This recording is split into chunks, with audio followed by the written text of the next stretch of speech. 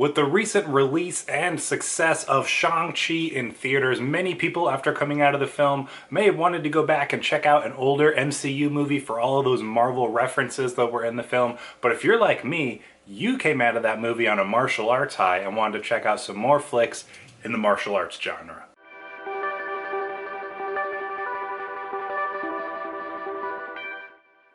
Hello and welcome once again. My name is Austin and this channel is all about helping you to dig deeper and go further to better understand faith and film and everything that's in between. If that sounds exciting to you, make sure you click that subscribe button down below so you don't miss out on any future content. As mentioned already, I came out of my Shang-Chi viewing on an enormous martial arts high and wanted to go check out a bunch more martial arts flicks. And I thought, you know what?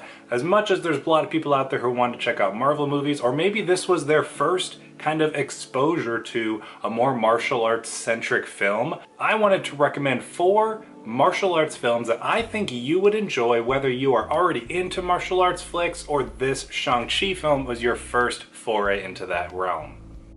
First, let's start things off with what's probably the most well-known when it comes to general audiences and other martial arts flicks, and that is the Ip Man movies. These movies star Donnie Yen, who's a fairly famous actor in both Asian cinema and in US cinema, probably most notably, at least off the top of my head, he's in the Star Wars Rogue One movie as the blind man, and I really enjoyed him in that movie, but these are something special. These are probably considered some of the best of recent martial arts films over the past 10 or so years. And what's awesome about these movies is, first of all, really quick, they're all streaming on Netflix right now. So if you're someone who's just into the streaming game or it's easier, these are the most accessible of the films that I'm going to talk about today because all 4 of these are streaming on Netflix inside of the US. Obviously, I have them on Blu-ray because I really appreciate them and would much rather watch them on that format, but that's besides the point. So as I said, these movies star Donnie Yen and he is awesome. And what's really cool about these movies is they're actually based on true stories and the life of the mentor who trained Bruce Lee, the martial arts superstar that was very popular back in the 70s. And it's really cool getting kind of the historical background of this man's life, even though it's, fairly takes some creative license with the story and whatnot, but it's incredibly entertaining. There's some awesome, very exhilarating martial arts sequences. Just looking back on the first one, there's an awesome fight between Ip Man and 10 karate black belts that I won't even tell you what happens. It's an awesome fight. But there's awesome stuff in that. He takes on an American boxer in the second film.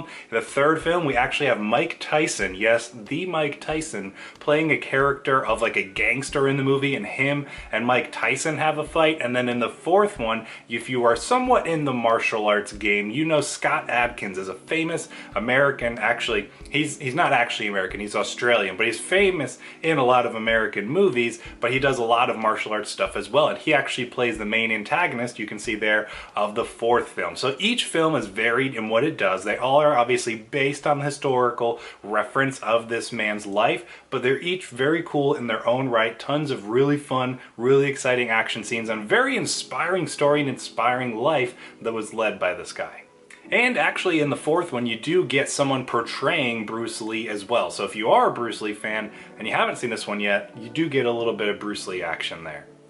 Next, we have Crouching Tiger, Hidden Dragon. And one of the first reasons I want to recommend this movie is if you enjoyed Shang-Chi, you probably remember Michelle Yeoh is the actress, and she plays Shang's aunt, who lives kind of in that village that is in the world of Shang-Chi and the Marvel universe, I guess. And so she has a really great role kind of in the second half of the movie once her character shows up. And this is another hugely successful and widely popular movie that she was in, and it's a really good one. And what's really awesome about this movie is there's something in it for everyone. There is action, there's drama, there's romance, there's fantasy, and yes, there is action, and the action is stellar. So with all of those elements, they're so beautifully and well orchestrated and connected in this film. It really just is a masterpiece of filmmaking, and it is directed by Ang Lee, who is a widely known kind of in the US and in the Chinese circles as well. And this isn't the only Ang Lee movie we're actually going to be talking about on this list, but this is probably, besides the Ip Man movies, some of the more well-known films when it comes to the US market, and Asian cinema and whatnot. But this is another awesome one. This one is more focused on sword play and sword fighting, so you get some kind of something different from the hand-to-hand combat of the Ip Man movies. So that's really cool to see. And there's, like I said, there's tons of awesome action, some great sword fights and choreography. There's some really cool fantastical elements of almost magic within this world too, which is really cool. And like I said, there's romance, there's drama, it's all of these things. So if you're into any of those things, there's something you're gonna like in this. So I definitely recommend checking this one out. And if you do prefer like a streaming service, I did look it up. This one is streaming on Stars. I don't have that service, but you can get this Blu-ray or even the DVD relatively cheap as well. It's a very widely popular movie. Next, as we start the second half of my picks, where do I even start with the Raid movies? These films are insane. These are about 10 or so years old, so not too old either, but these are widely regarded as some of the greatest action movies ever made, and that is not a flex or a stretch by any means. They truly are some of the greatest action movies ever made. But to kind of differentiate these a little bit from the movies I've talked about previously, these are still Asian martial arts flicks, but these are actually Indonesian, and they have Indonesian style martial arts, which I've learned, you know, over the past 5 or 10 years. There's so many different kinds of martial arts in the world, and so I'm kind of trying to expose you, especially if this is a video you're checking out because you love Shang-Chi and want to kind of delve into other martial arts flicks. I want to kind of try to expose you to various different types of martial arts. So this has Indonesian martial arts, which is, there's some brutal stuff in these movies. And so the cool thing about the first one is it's kind of, I think it's just over about 90 minutes or so, and it's a very tight, extremely high adrenaline, fast-paced action movie. The essential setup for this is there is a raid, obviously considering the title, on this gang that has pretty much taken over this apartment complex, and they're raiding the building to try and arrest this guy because he's doing all this horrible stuff with drugs and whatnot. And so there's a little more going on besides that, but that's basically the story of this movie. It is very minimal with the action front and center, and that is exactly how I want it.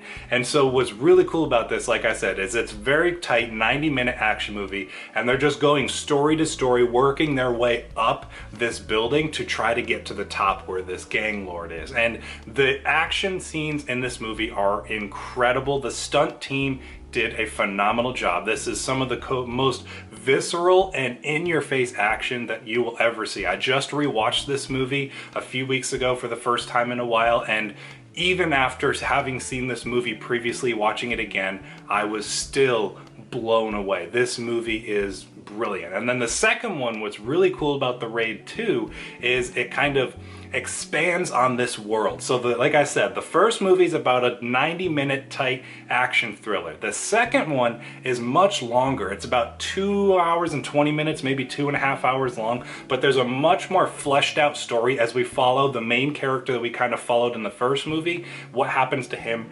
afterwards. And like I said, the action is no exception. This is just another top tier action movie as far as the fight sequences, the stunt coordination, the cinematography as you're following these around. This is stuff that you will never see in American cinema, or at least is very unlikely. The way that other countries, specifically Asian countries, filming action scenes and martial arts is stuff that you will never see in United cinema. And it's so cool and in your face, and it's so much, I have so much admiration for the work that is put in on this stunt work. I mean, the closest thing we get in the United States is, I mean, Shang-Chi did a really great job, excellent job on that, of course, and if you've watched that movie, that's probably why you're watching this video. Besides that, maybe the closest we get is like the John Wick movies, but even this is above John Wick when it comes to the action that they're doing. It's so cool. So highly recommend the Raid movies. I don't know if they're streaming anywhere,